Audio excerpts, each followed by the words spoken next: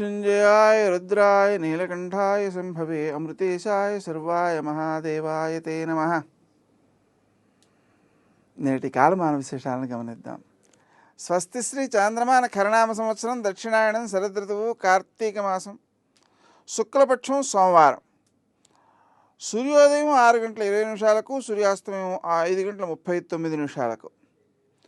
తిథి ద్వాదశి రాత్రి 6 గంటల 13 నిమిషాల వరకు.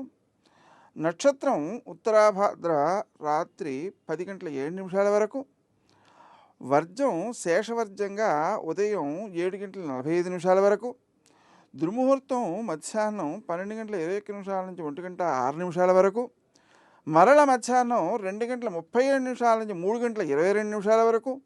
అమృతకాలం సాయంకాలం 4 గంటల 44 నిమిషాల నుంచి 6 గంటల 31 నిమిషం వరకు. రాహుకాలం సోమవారం కాబట్టి ఉదయం 7:30 నుంచి 9 గంటల వరకు. నేటి విశేషం క్షీరాబ్ధి ద్వాదశి, చాతుర్మాస్య వ్రత పరిసమాప్తి.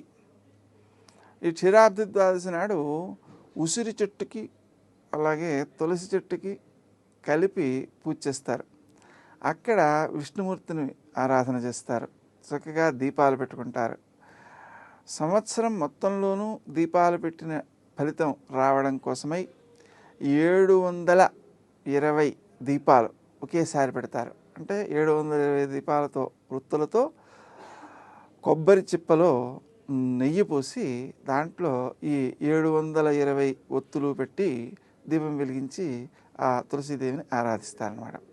ఈ విధంగా ఉత్తమమైన ఫలితాలు సాధించడానికి ఈ క్షీరాబ్ధి ద్వాదశి వ్రతం చాలా ఉత్తమమైనది. నేటి ఆణిముత్యం.